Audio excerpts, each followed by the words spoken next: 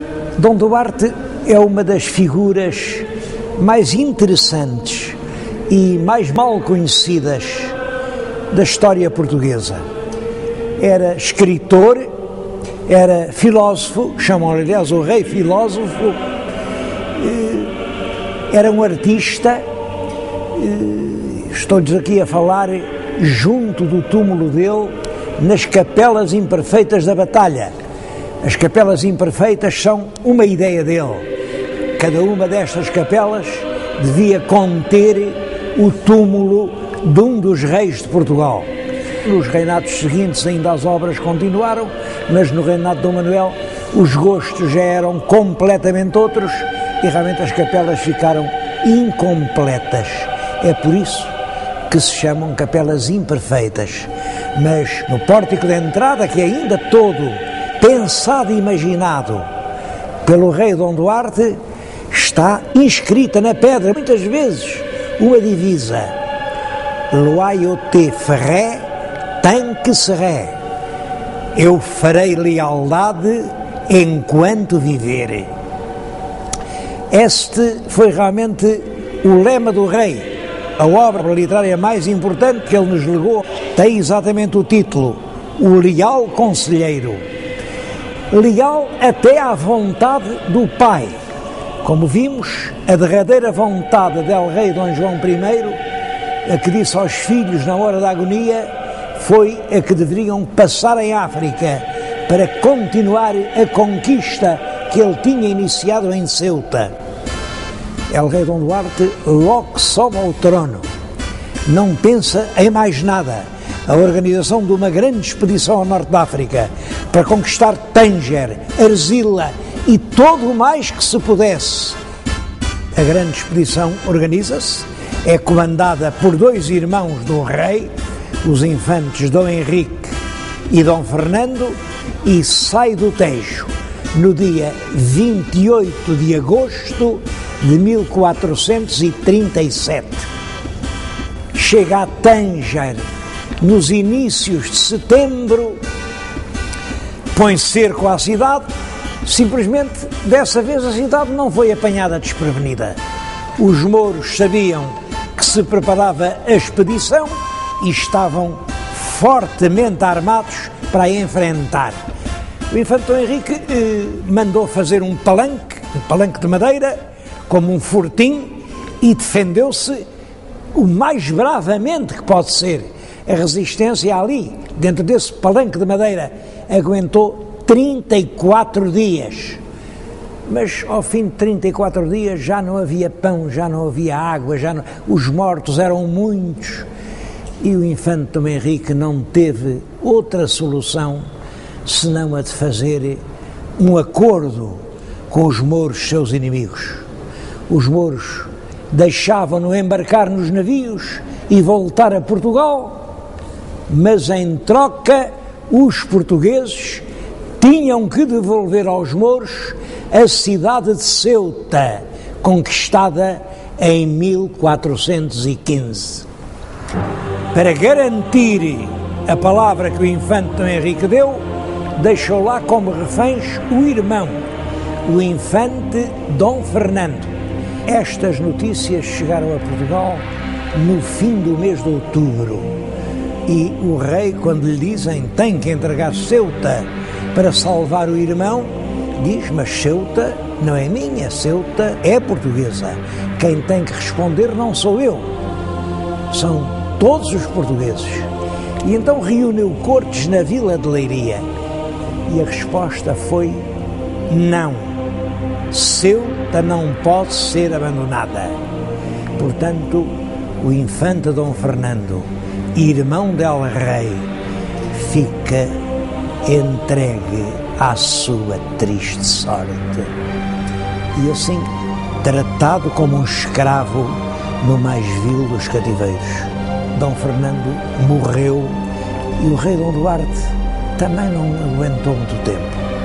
Nesse mesmo ano de 1438, ao vir das cortes de Leiria, ele morreu. Disse nessa altura: era de peste. Disseram outros: não, o rei não aguentou aquele desgosto de entregar a uma morte angustiosa o seu próprio irmão. Eu não sei a verdade, sei que o rei filósofo morreu depois de apenas 6 anos de um atribulado reinado. E sucedeu-lhe no trono o filho mais velho, Dom Afonso, que tinha apenas 6 anos de idade.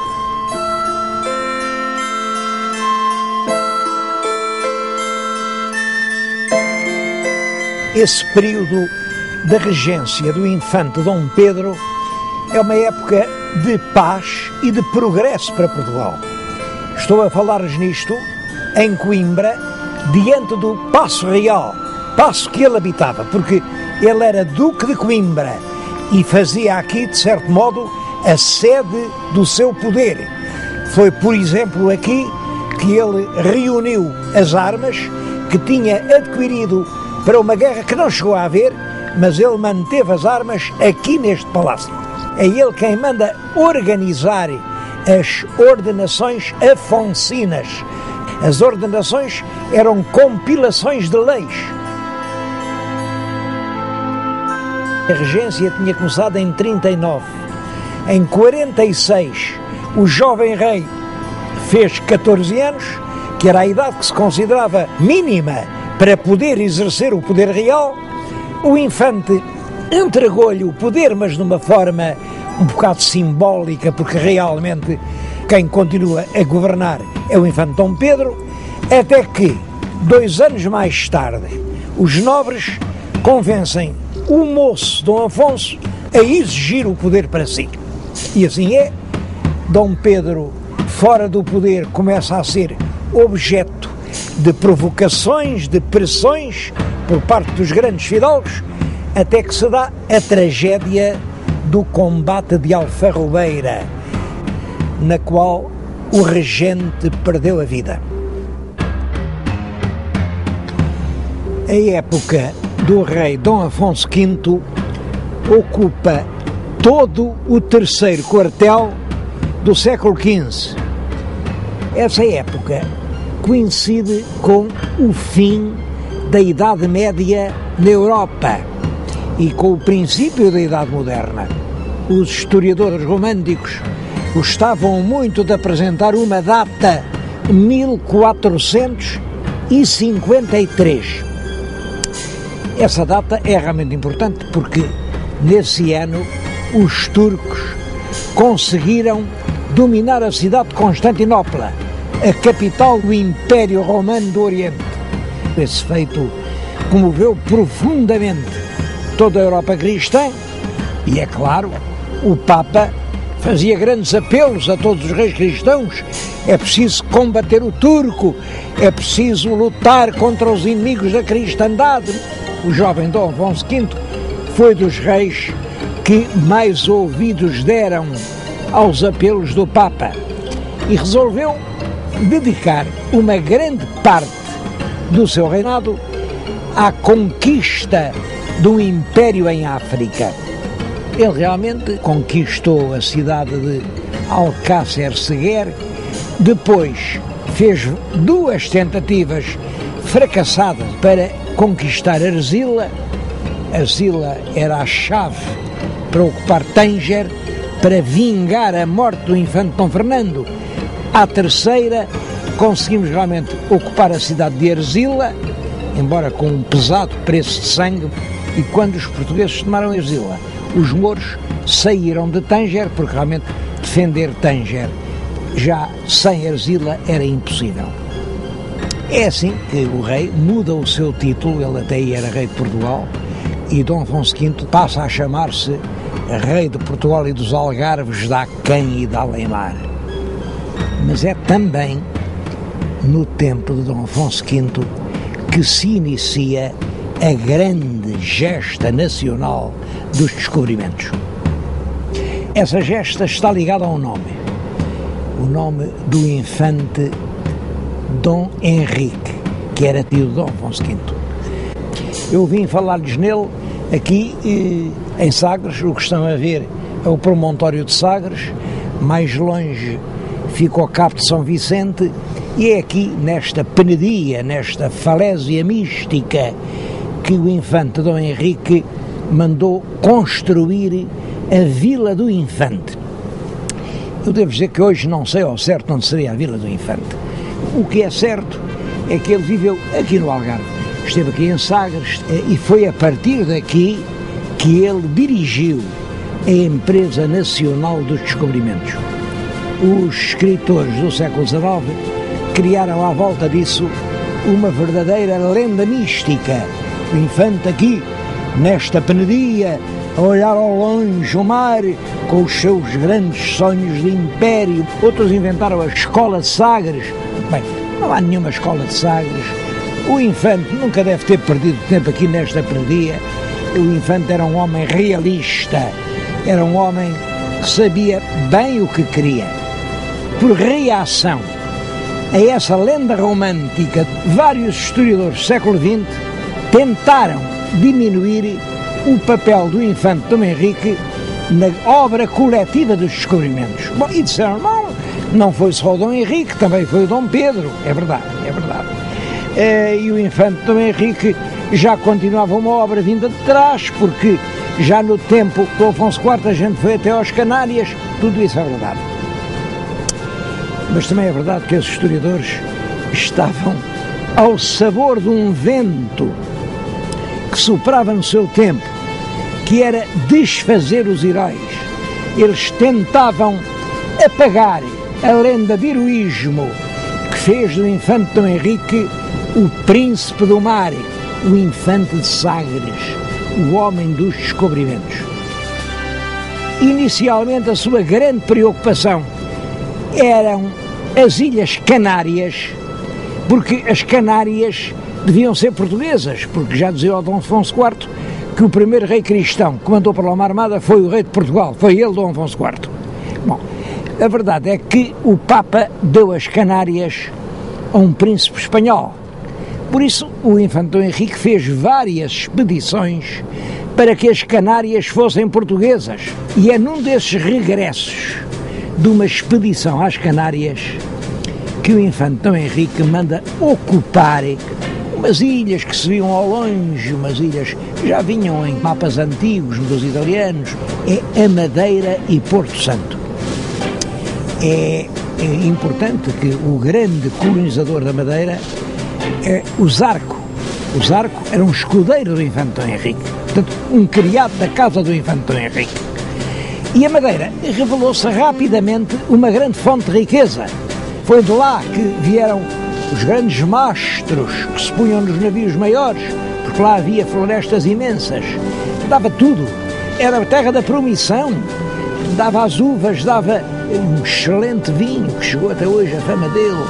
É depois da Madeira que o infante Dom Henrique manda ocupar umas outras ilhas azuis que se iam no horizonte, e assim começa a ocupação portuguesa dos Açores, também com o escudeiro do infante Dom Henrique, que é o primeiro a ocupar a ilha de Santa Maria e a seguir a ilha de São Miguel. Depois o infante toma a peito descobrir todo o litoral africano. A primeira grande viagem é a de Gilianes, em 1437. É ele quem ultrapassa pela primeira vez o Cabo do Bujador.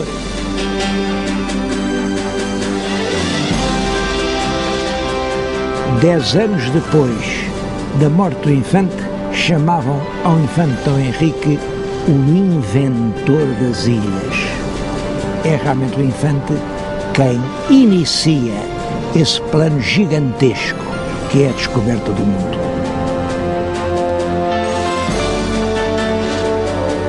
Em Espanha morreu o rei Henrique IV e, naturalmente, o trono ficou para a descendente, que era uma filha de 12 anos, Dona Joana. Houve, em todo caso, um grande partido que entendia que quem devia suceder ao rei, que era um fraco rei, devia ser a irmã, a princesa Isabel, que tinha o casamento já aprazado com o rei do Aragão, Fernando de Aragão. Portanto, se fosse Isabel que sucedesse no trono, teríamos a união das coroas de Aragão e Castela. Era a unidade ibérica. Uma grande parte da Espanha apoiava, por isso, a pretensão de Isabel ao trono de Castela. Bom, e até inventaram uma história, diz que a rainha Dona Joana não era filha do rei, porque a mãe da rainha, que era uma princesa portuguesa, era muito liberal, tinha concedido muitos favores lá um tal Dom Beltrão de la Cueva, e portanto chamavam à princesinha, por escárnio e desprezo, a Beltraneja. Ora bem, quando o rei Henrique IV morreu, deixou no testamento que a filha herdaria o trono, mas devia casar com o rei de Portugal, Dom Afonso V, que era tio dela. O rei de Portugal aceitou, quis ser rei de Castela, reuniu tropas para entrar em Castela, mas a aventura militar portuguesa foi mal sucedida. E numa batalha, a Batalha de Toro, em 1476, as esperanças portuguesas ficaram definitivamente perdidas. O nosso rei ainda foi tentar pedir a ajuda do rei de França, mas o Luís XI não lhe deu ajuda nenhuma e o nosso rei, amargurado, resolveu ir acabar os seus dias na Terra Santa. Mete-se a caminho e mandou uma carta para Portugal, para o Dom João II, que entretanto estava aqui, encarregado do governo, dizendo-lhe que ele ia para a Terra Santa e que Dom João II deveria subir ao trono e assumir o governo do país. Dom João II, logo que recebeu a carta, estava aqui em Santarém, eu estou-lhes a falar em Santarém, diante da igreja de São Francisco. Ora, é exatamente aqui neste terreiro que Dom João manda armar um grande palco e faz a cerimónia da sua coroação, da sua aclamação como rei de Portugal. Ele precipitou-se porque o rei de França, que se considerava responsável por aquele seu hóspede real, mandou-o pôr no navio e ele desembarcou em Portugal. É claro que a partir daí Dom Afonso V é apenas uma sombra. Quem efetivamente governa o país é o filho, que ficou na história com o nome de Príncipe Perfeito.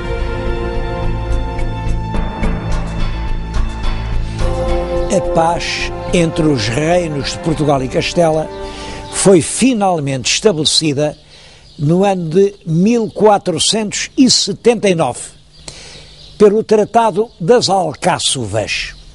Dá-se-lhe esse nome porque o acordo foi assinado num velho Palácio Real do Alentejo, o Paço Real das Alcáçovas. O que é realmente importante neste tratado não é a simples paz, é que, ao mesmo tempo, delimitou-se a zona de influência marítima entre os reinos de Portugal e de Castela. E delimitou-se desta forma. Pensa-se numa paralela, a paralela que passa na altura das Ilhas Canárias. Ora bem, Canárias abaixo, o direito de descoberta é de Portugal. Canárias arriba, o direito de descoberta pertence a Castela.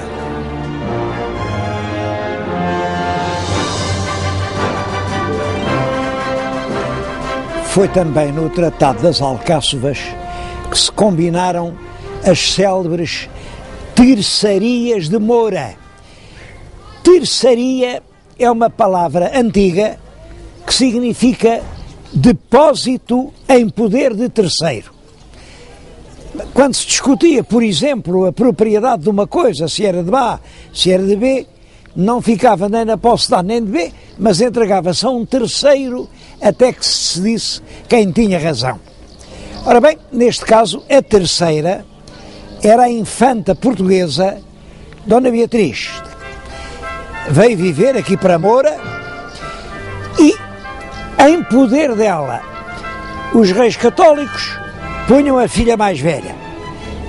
E o rei de Portugal pôs o neto mais velho, que era o pequeno infante Dom Afonso, também em poder dela.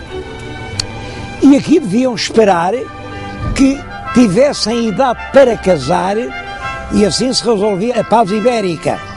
Quanto à pobre Dona Joana Beltraneja, preferiu entrar num convento onde depois passou o resto da sua vida. As terçarias de Moura foram suspensas ao fim de alguns meses. Os políticos fizeram novos planos, sempre na ideia de unir todas as coroas da Espanha, e as coisas deram muita volta. A verdade é que o tal infante Dom Afonso, filho do nosso futuro Dom João II, sempre acabou por casar com a princesinha Dona Isabel, herdeira do trono de Castelo. O príncipe casou e, poucos meses depois, em Santarém, quando cavalgava na ribeira do Tejo, o cavalo tropeçou, caiu, ele partiu o pescoço, morreu.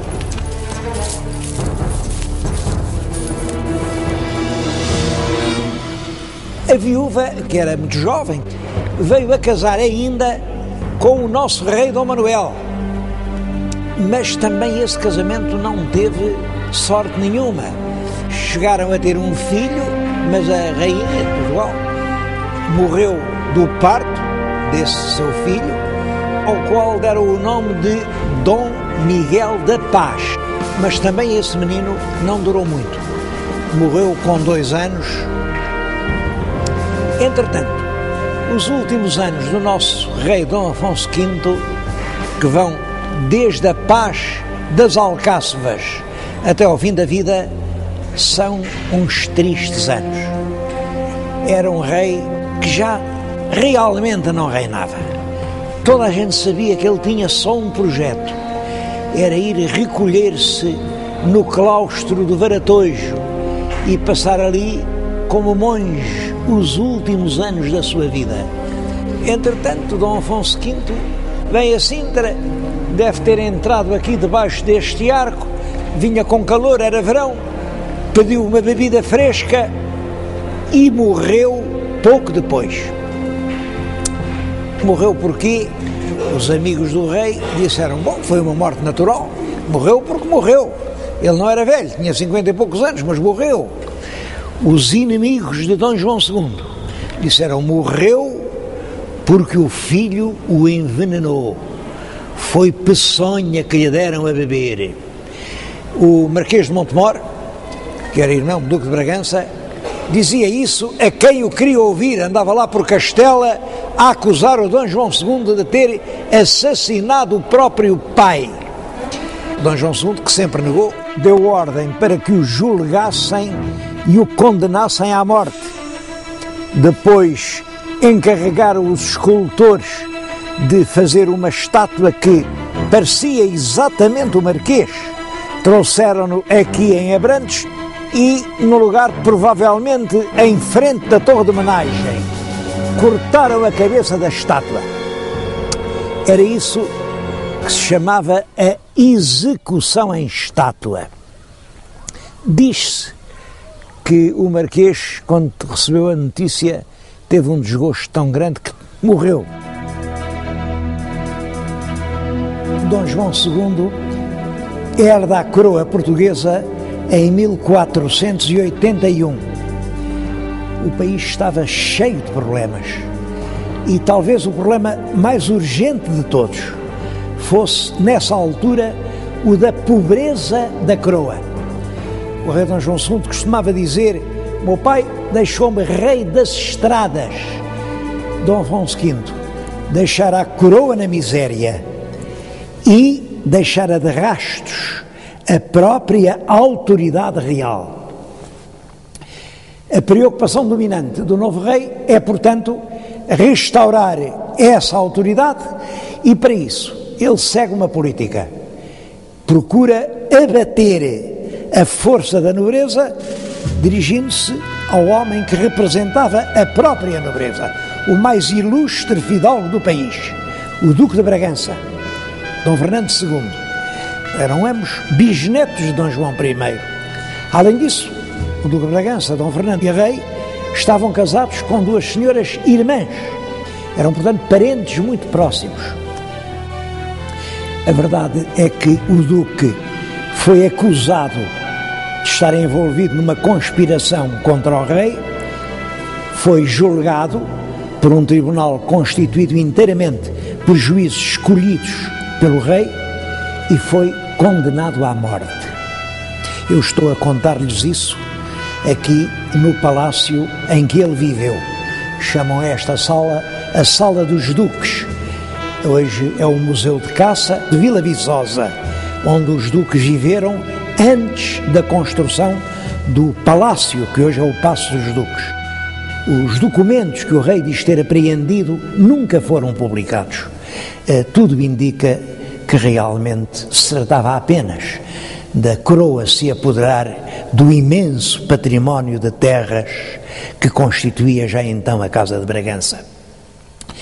O sacerdote que confessou o Duque momentos antes da morte colheu estas últimas palavras que depois publicou. Perguntou-lhe se quer algum recado e o Duque disse-lhe: olhe, diga a ela, rei, meu senhor e meu primo, que terror sem amor não leva a parte nenhuma. O que aconteceu foi que essa execução afrontosa do Duque de Bragança desencadeou uma reação imensa de toda a nobreza portuguesa. E então sim, houve uma grande conspiração contra o rei. A conspiração foi descoberta há tempo. O Duque de Viseu, Dom Diogo, que era irmão da rainha e era primo direito do rei, e que vivia aqui no Castelo de Palmela, onde eu agora lhe estou a falar, foi chamado ao Paço Real em Setúbal e o rei mandou abater a golpes de punhal o bispo de Évora, Dom Garcia de Menezes, que fazia parte da mais alta nobreza portuguesa, foi metido aqui na cisterna que está debaixo daquela torre e horas depois deu numa dor muito grande e morreu envenenado. Execuções sumárias, prisões, acusações suspeitas, fugas aflitivas de centenas de pessoas encheram o país de terror. Realmente, Dom João II ficou por isso sempre um rei polémico. Os admiradores chamaram-lhe o príncipe perfeito. E não há dúvida de que lhe devemos dois grandes serviços. O primeiro foi reconstituir a autoridade muito abalada do Estado. O segundo serviço é que é Dom João II quem tem o projeto da descoberta do caminho marítimo para a Índia. Como sabem, o problema era este. A Índia era a região produtora das especiarias. As especiarias vendiam-se na Europa por um elevado preço, mas eram compradas na Índia por mercadores muçulmanos, depois vinham para a Europa através de longas rotas do Golfo Pérsico ou do Mar Vermelho, aí eram embarcadas em navios e iam até aos entrepostos na Itália, e era na Itália que eles eram redistribuídos por toda a Europa, onde chegavam caríssimas. Ora, se fosse possível comprar na Índia e desembarcá-las em Lisboa, no Terreiro do Paço, nós ficaríamos nas mãos com o melhor negócio do século. 3 grandes viagens prepararam o descobrimento do caminho marítimo para a Índia. A primeira é a viagem de Diogo Cão.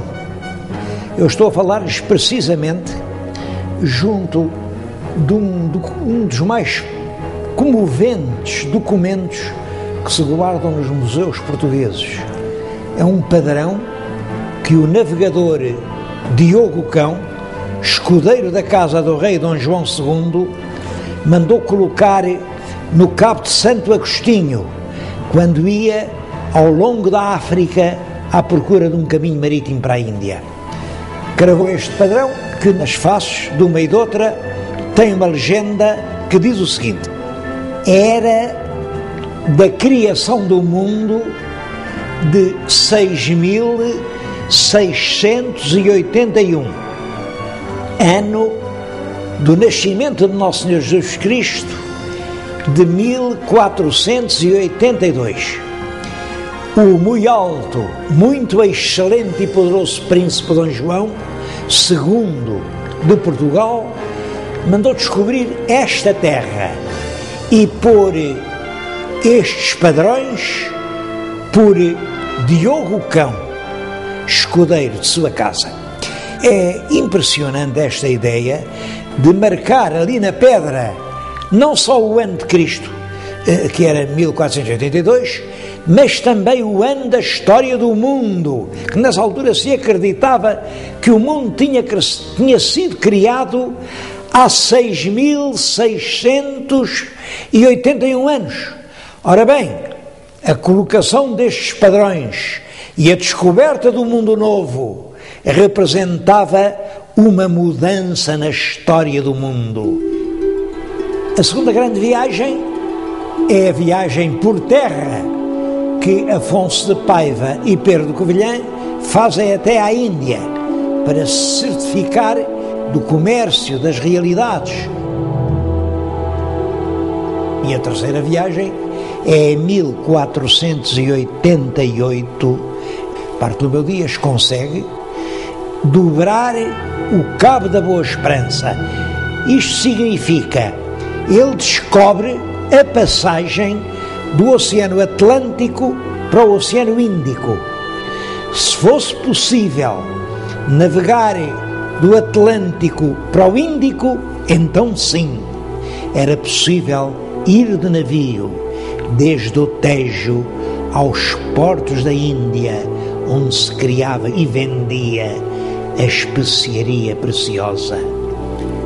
O rei Dom João II, a partir do regresso de Bartolomeu Dias, ficou a saber que podia navegar até à Índia. E aqui é um dos enigmas da história portuguesa. Se ele sabia o caminho, porque é que não mandou logo os seus navios até à Índia? Bom, ele era um fino diplomata e tinha grandes razões para proceder assim. É possível que o casamento do príncipe português com a herdeira do trono castelhano, se não tivesse podido se fazer, se os reis católicos soubessem que afinal a coroa de Portugal estava de posse do grande negócio do século, do monopólio das especiarias da Índia. É possível que fosse isso. De qualquer maneira, a verdade é esta: Dom João II já sabe que pode navegar até a Índia, mas não mandou expedição alguma. E é no tempo que entretanto passa que se dá o episódio de Colombo. Cristóvão Colombo era um genovês que vivia em Portugal, certamente tinha conhecimento desse projeto dos reis portugueses de fazerem a ligação direta entre a Europa e a Ásia, e como isso ainda não tinha sido descoberto, julgava ele, apresenta um projeto novo a El Rei Dom João II. O projeto aparentemente é muito simples. Se o mundo é redondo, para ir à Índia, tanto se pode navegar para o Oriente, no sentido de nascer do Sol, como para o Ocidente, porque numa esfera todos os caminhos vão dar ao mesmo ponto. E ele propõe sair de Lisboa, navegar sempre para o Ocidente, no sentido do Sol, e assim acabará chegando à Índia. O nosso rei Dom João II viu o projeto, mandou-o estudar pelos seus cosmógrafos e rejeitou. Disse: não, o seu projeto não nos interessa. Cristóvão Colombo vai para a Espanha e oferece esse mesmo projeto aos reis católicos. E os reis católicos aceitaram o projeto. Realmente deram-lhe navios, deram-lhe uma tripulação, navega sempre no sentido do Sol e acaba por chegar a umas terras que não estavam nos mapas e que ele pensa que são as ilhas japonesas. Dali à Índia não é longe e, portanto, acredita que realmente descobriu as Índias, e é essa notícia que manda para a Espanha. Colombo, depois da descoberta lá das suas Índias, não volta à corte dos reis católicos, volta à corte de Dom João II e vai dizer-lhe: eu já descobri a Índia. Bom, e a verdade é que ele faz-se acompanhar por os indígenas de uma cor parda e tem o cabelo liso. O cabelo não é encarapinhado como eram todos os nativos que o rei Dom João II conhecia. E pensou o diabo, se calhar estes são mesmo da Índia. E disse ao Cristóvão Colombo: bom, mas essas ilhas que acabas de descobrir são da coroa de Portugal, porque nós temos um tratado com Castela, que é o Tratado das Alcáçovas, que diz que tudo o que ficar para baixo do paralelo das Canárias pertence à coroa de Portugal. Colombo diz que naturalmente que não, ele navegou ao serviço dos reis católicos e, portanto, aquelas ilhas pertencem aos reis católicos. E Dom João II vai entabular negociações com os reis católicos para estabelecer as áreas de influência, para marcar o mar português e o mar castelhano. E é assim que se estabelece o Tratado de Tordesilhas. Agora a linha divisória já não é uma paralela, é o meridiano que passa 370 léguas a ocidente das ilhas de Cabo Verde. O que ficar para oriente dessa linha pertence à coroa de Portugal. O que ficar para ocidente dessa linha pertence à coroa de Castela. Ambas as partes ficaram muito contentes com esse acordo, porque tanto uns como outros julgaram que tinham enganado o adversário.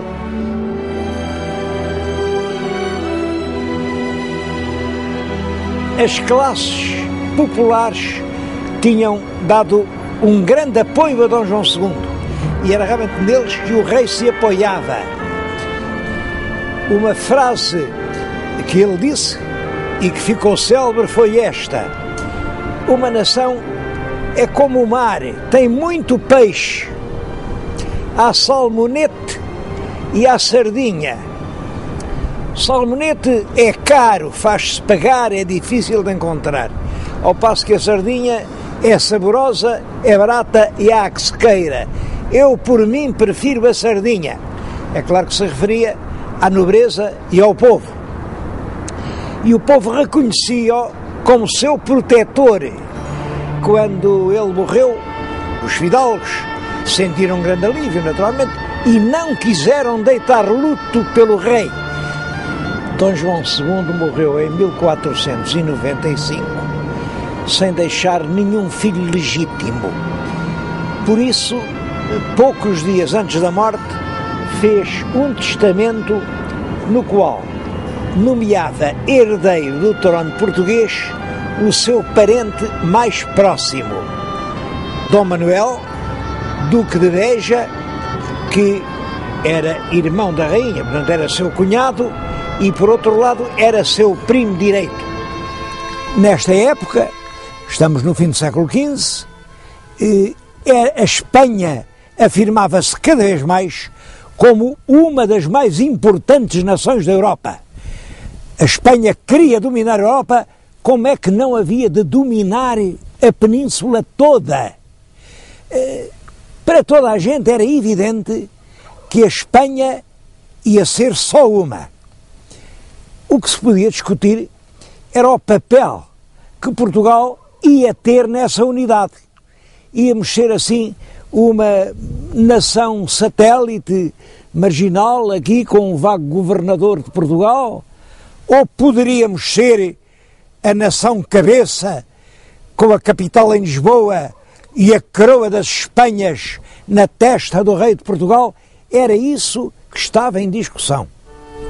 Ora, o rei Dom Manuel teve exatamente do mesmo modo que o antecessor, Dom João II, o projeto de unir todas as coroas da Espanha sob o cetro del Rei de Portugal. E foi para isso que ele casou com uma filha dos Reis Católicos que podia vir a ser Rainha de Espanha. Mas esse casamento teve um preço odioso. É que os Reis Católicos tinham como projeto prioritário a unidade da Espanha, mas uma unidade sob todos os aspectos. E foi por isso que eles, no dia 30 de abril do ano de 1492, mandaram arautos a todas as cidades da Espanha a proclamar que todos os judeus ou se convertiam, ou saíam, ou morriam. Perante aquela intimação, eles realmente saíram de Espanha. Devo dizer que os judeus em Espanha eram, nessa altura, centenas de milhares. Foram muitos desses que se vieram fixar aqui. Eram mercadores, eram juristas, eram matemáticos, eram astrónomos, eram médicos, eram professores, eram pilotos do mar alto. De certo modo, eram eles os quadros mentais do país. Eram eles quem geriam os grandes negócios. Portanto, a economia do país estava nas mãos deles. É muito possível que os reis católicos tenham compreendido o perigo que resultava desse verdadeiro êxodo de quadros. A verdade é que se o rei Dom Manuel casava com a possível herdeira dos tronos de Espanha, Dom Manuel vinha a ser rei de Espanha. E então os judeus tinham sido expulsos de Espanha, mas estavam aqui no Reino Unido, era como se ficassem lá dentro. Bom, seja como for, uma coisa é certa. Os reis católicos, para o nosso Dom Manuel poder casar com a filha, impuseram uma condição. Antes de casar, tinha de expulsar todos os judeus de Portugal.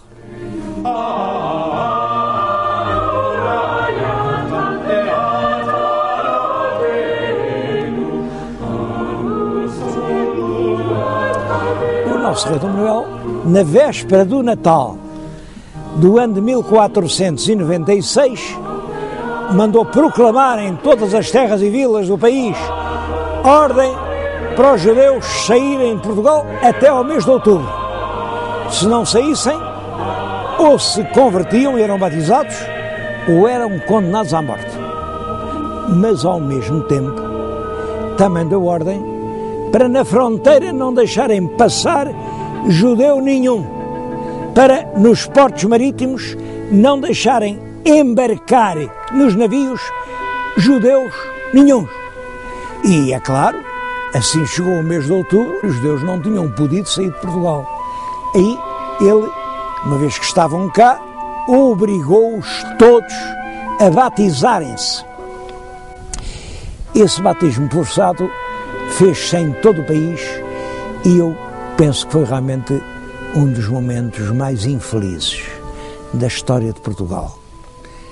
Porque então, como agora, não há rei nenhum, não há lei nenhuma, não há força nenhuma que obrigue um homem a acreditar naquilo em que realmente não acredita. Por isso, os judeus, batizados à força, ficaram cristãos por fora, mas judeus por dentro. O rei Dom Manuel sabia bem que era assim. Mandou fechar todas as sinagogas do país e decretou durante 30 anos: ninguém pode ser incomodado por motivos religiosos. Acreditava ele que 30 anos depois já ninguém se lembrava sequer que tinha sido judeu. Enganou-se, porque as sinagogas fecharam, mas as mães continuaram a ensinar aos filhos a única verdade em que elas acreditavam. 30 anos depois, milhares de portugueses acreditavam que o Messias ainda está para vir ao mundo, que a lei nova é uma impostura e que a verdade verdadeira é a que a lei velha nos ensina.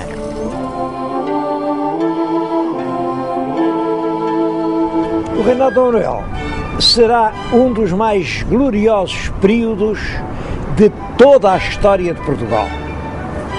Em primeiro lugar, é um tempo de reconciliação. Os nobres imigrados, que eram muitos, voltaram a Portugal, a Casa de Bragança foi restaurada, todos os imensos bens que lhe tinham sido confiscados e que agora pertenciam à coroa foram-lhe restituídos. A linha política da época manuelina procura reunir as duas metades desavindas da nação, ao mesmo tempo que protege a alta nobreza, apoia os conselhos, escuta as recomendações das cortes, mandou oferecer pelourinhos de mármore a todas as vilas que lhe pediram, e eu penso que até a muitas que lhe não pediram. Usou todos os processos de atrair a si a simpatia das classes populares.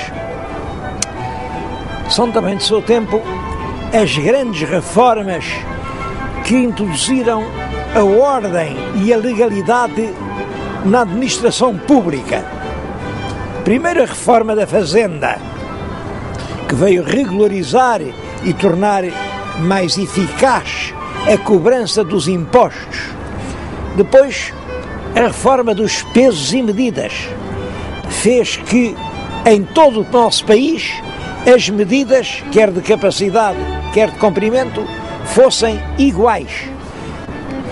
A reforma dos forais, que com o hábil pretexto de que os forais eram muito antigos, estavam já muito velhos e rotos e não se podiam ler, ele ofereceu forais novos, que eram muito bonitos, tinham belas iluminuras, mas que realmente cerceavam as liberdades locais e normalizavam a administração.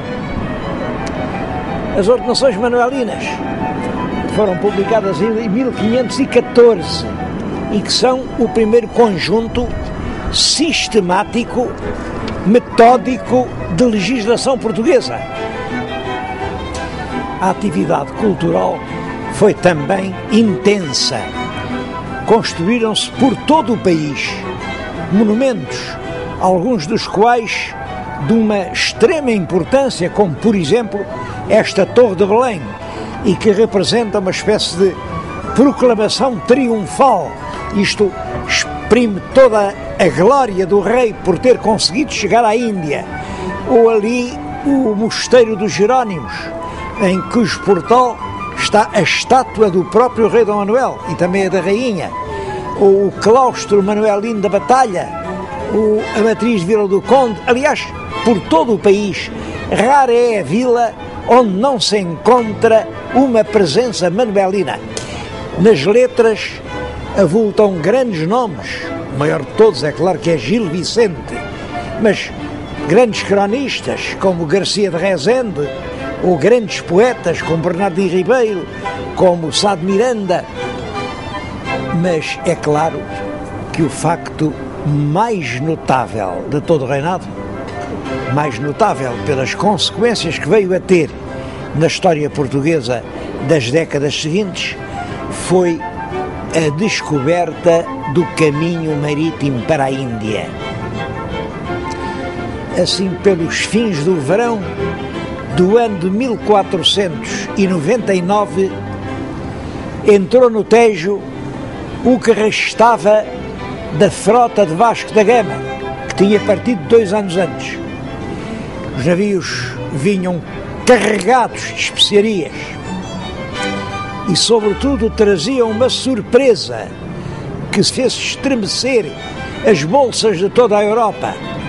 Afinal, era possível carregar diretamente nos portos da Índia os navios e descarregá-los aqui nos portos das cidades europeias. Claro que o rei não perde tempo. Mandou organizar agora uma grande armada, 13 grandes naus, comandadas por Pedro Álvares Cabral, e manda-os caminho da Índia. Mas na viagem de ida, por alturas da Páscoa do ano de 1500, eles avistaram umas terras novas, a que puseram o nome de Terra de Veracruz. Um escriturário que ia a bordo de um dos navios, que era Pero Vaz de Caminha, registou com muitos pormenores todos os acontecimentos dos primeiros contactos entre os navegadores portugueses e os selvícolas que encontraram na selva brasileira. Esse documento é uma das obras-primas da nossa literatura de viagens e já com toda a razão se lhe chamou a certidão do nascimento do Brasil. Essas novas terras a ocidente desenvolveram-se rapidamente com a ação dos portugueses. A colonização sistemática e oficial ordenada pelo rei só começa, todavia, em 1530, com a fundação da cidade de São Vicente e a instalação do primeiro engenho de açúcar. É certo que, passados mais de 20 anos, um outro grande navegador português, Fernão de Magalhães, tentou encontrar uma outra rota para chegar da Europa à Ásia. Era a rota do Estreito de Magalhães. Saía-se do Atlântico, entrava-se no Pacífico, atravessava-se todo o Oceano Pacífico e entrava-se no Índico.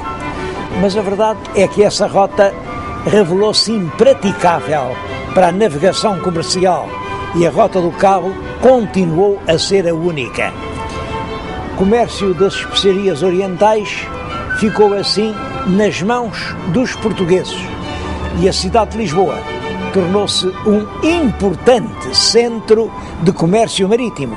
Deixou de ser uma pequena cidade quase ignorada na Europa para ser realmente uma grande cidade europeia. E a partir dos portos indianos, os portugueses expandiram-se numa imensa zona no Oceano Índico e no Oceano Pacífico. Missionários e mercadores portugueses penetraram na China e, depois de várias tentativas, em 1557, o mandarim de Cantão autorizou-os a instalarem-se definitivamente na cidade de Macau, cidade que veio a ser, até ao princípio do século XIX, o principal e quase único entreposto que ligava a China à Europa.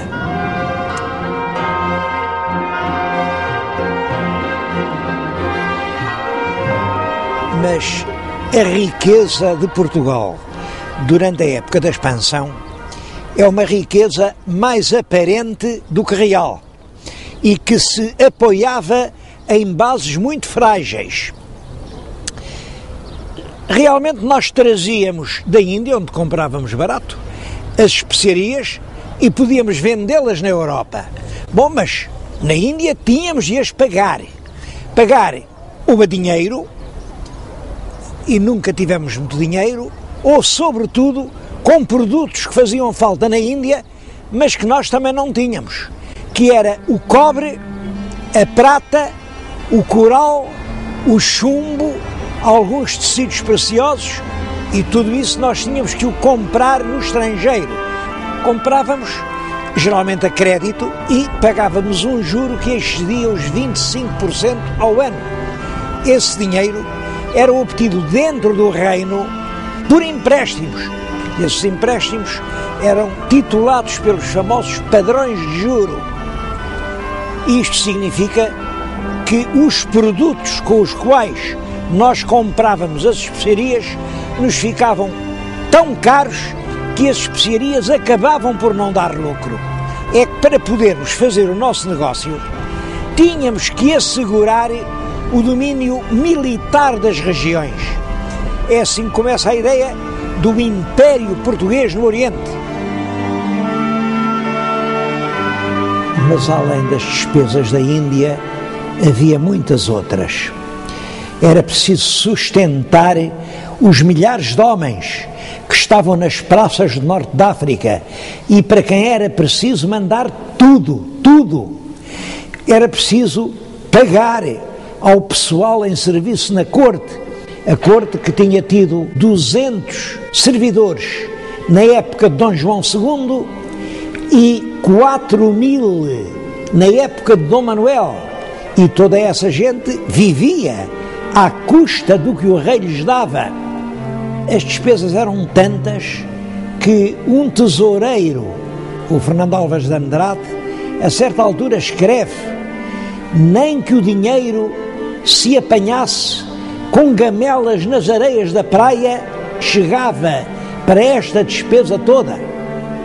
É claro que isto originou um déficit profundo, e isso não é alheio às diligências que o governo português faz para que concedam a Portugal uma Inquisição que inicialmente visava um objetivo: era o confisco das fortunas dos judeus entre os anos de 1536, é o ano em que a bula da Inquisição é concedida, e o ano de 1684 é o ano que eu escolhi, mas que não marca o fim da Inquisição, mas só neste período foram instaurados 20.000 processos pelo Santo Ofício.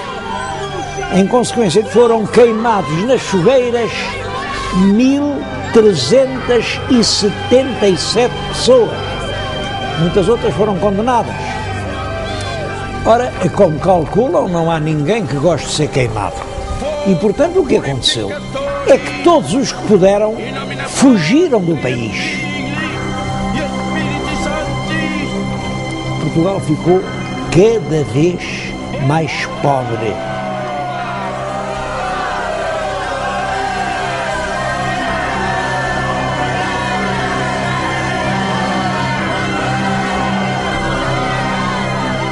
E é em plena crise que morre o rei Dom Manuel, que lhe sucede no trono o filho mais velho, que é o rei Dom João III, e como o rei Dom João III, à data da morte, não tem nenhum filho, quem lhe vem a suceder no trono é um neto que, quando herda a coroa portuguesa, tem apenas 3 anos de idade. Por isso, o poder é exercido primeiro pela rainha avó, Dona Catarina, depois por um tio-avô, o cardeal rei Dom Henrique, até que o jovem, o pequenino príncipe Dom Sebastião, atinge a idade de 14 anos e começa a reinar em 1568. Devo dizer que é um reinado que dura apenas 10 anos.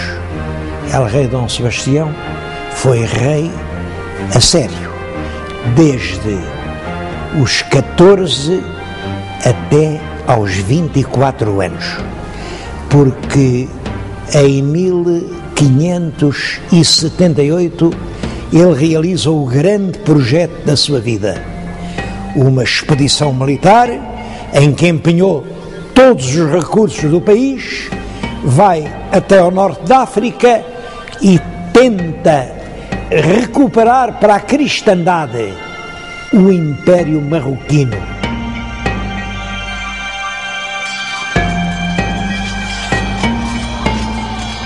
é a terrível batalha de Alcácer Quibir, no verão de 1578, em que El Rei perdeu a vida e todo o exército português ficou ou morto ou cativo. Houve só 4 fugitivos que se salvaram desse destino. A verdade é que ninguém disse que viu morrer o rei. Era, nessa altura, uma desonra alguém dizer: eu vi morrer El Rei e não dei a vida por ele. O cadáver de Dom Sebastião apareceu nu, coberto de feridas, e foi restituído a Portugal. Está hoje encerrado no mosteiro dos Jerónimos. Mas como ninguém viu, ficou a lenda: talvez o rei não morresse, talvez o rei esteja vivo, esteja à espera da hora certa para voltar a Portugal. É assim que nasce a lenda sebastianista.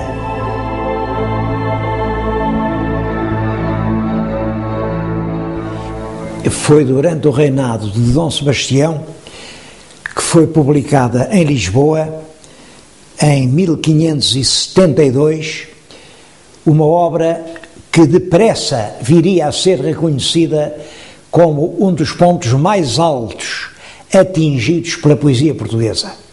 Estou a falar dos Lusíadas, de Luís Vaz de Camões. É um exemplar da primeira edição. É um livro raríssimo. O tema da obra é a viagem de Vasco da Gama para a Índia, mas a propósito da viagem ele consegue contar toda a história de Portugal, e por detrás dos versos grandiosos que se referem a esses temas vê-se que está também a narrativa da sua vida de escudeiro perseguido, torturado, que percorre o mundo e a quem é negado o justo prémio dos serviços que ele sabe estar prestando à pátria. Esta obra tem a maior importância, primeiro porque depressa ela se identificou com uma espécie de consciência portuguesa. A camada culta dos portugueses viu nos Lusíadas o livro nacional. Claro que Camões não fez apenas os Lusíadas, mas foi este o único livro que ele pôde publicar em sua vida. Ele deve ter morrido em 1580 e 15 anos depois, os admiradores reuniram num volume as poesias líricas que andavam dispersas por vários cancioneiros. A primeira edição, também hoje muito rara, é esta: Rimas ou Ritmas de Luís de Camões. É claro que apresenta aqui apenas uma parte da obra lírica do grande poeta.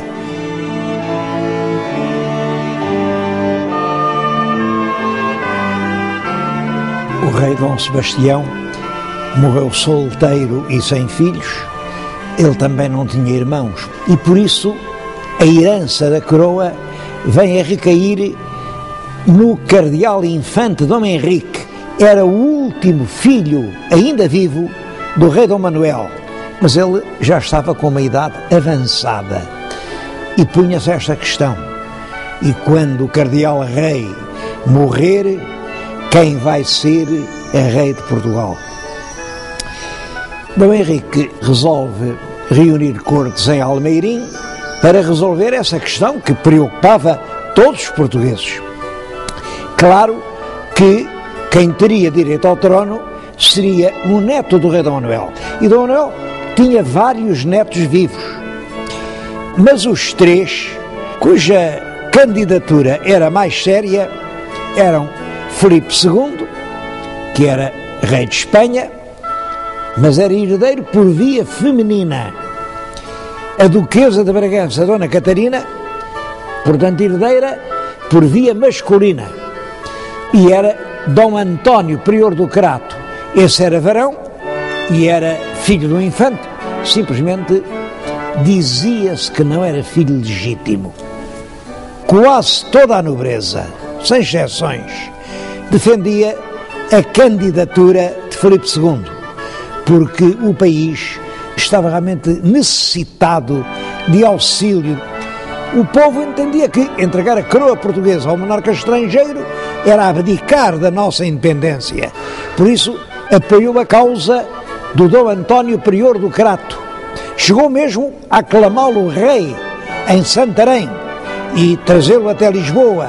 Foi um reinado efêmero, porque, entretanto, morreu o cardeal Dom Henrique, sem nada ficar assente, mas ele nomeou uns defendidores para dizerem quem teria mais direito à sucessão real.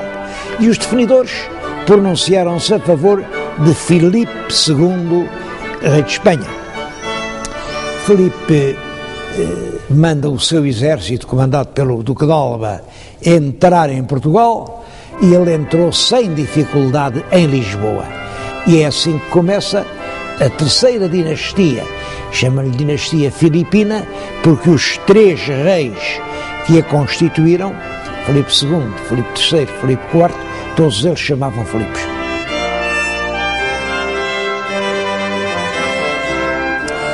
Filipe II escolheu para lugar da sua aclamação a entrada do Convento de Cristo em Tomar. O pórtico de entrada é um grande monumento manuelino. A torre que se vê aqui é o monumento dos Templários, vem do tempo de Dom Afonso Henriques. Portanto, tudo isto tinha uma forte carga simbólica. Era o próprio coração histórico de Portugal. Filipe fez ainda questão de jurar, cumprir uma série de obrigações. Eram 25 capítulos, cada um com uma obrigação. E aí ele prometia respeitar os usos, costumes, foros e privilégios de que o reino de Portugal sempre tinha gozado. Prometia que as cortes relativas a assuntos portugueses só podiam reunir dentro de Portugal. Prometia que se houvesse vice-rei ou governador em Portugal, teria de ser português. Todos os cargos, altos e baixos, em toda a administração do Estado, só podiam ser providos por portugueses. Todas as guarnições das fortalezas, quer aqui no Reino, quer no ultramar, só podiam ser formadas por soldados portugueses. Todos os tratos da Índia e da Guiné, e as feitorias, e o comércio, tudo isso ficava a pertencer exclusivamente aos portugueses. Na moeda, os cunhos e armas seriam apenas os de Portugal, sem qualquer outra mistura. Todos os documentos relativos à administração de Portugal tinham que ser escritos em língua portuguesa. Por isso, em vez de se dizer que perdemos a independência, é mais exato dizer que eram dois reinos com um só rei. Realmente, numa Lisboa sem rei, sem corte, muitos nobres vão viver para a província. E da província eles assumem a administração das suas propriedades, embora ajudados por feitores e caseiros. Bom, uma outra grande parte da propriedade pertencia ao clero e às ordens religiosas. Juntam-se outros fatores de depressão. Por um lado, é a perseguição constante que durante esse período a Inquisição faz às pessoas que eram acusadas de criptojudaísmo, isto é, que diziam que continuavam a ser judeus. Isso provoca a saída do país de muitos milhares de pessoas. Também por essa altura é a colonização e a exploração económica do Brasil que entra num grande ritmo, e isso atrai gente de todas as províncias do reino. Pode-se dizer que o reino quase se despovoou, mas a consequência mais grave do domínio filipino foi que nós perdemos a nossa tradicional posição de neutralidade europeia. Nos conflitos europeus, esses conflitos eram fundamentalmente entre a Casa da Áustria e a Casa da França. E Portugal, entre as duas, permanecia neutro. Mas agora nós éramos um dos vários Estados da Casa da Áustria. E, portanto, isso atraiu-nos a inimizade e os ataques de todos os inimigos dos Áustrias, que eram a Inglaterra, que eram os Países Baixos, aos ataques franceses ao Brasil. Os ingleses na Índia ocupam-se das nossas possessões e isso teve consequências muito negativas para o comércio português.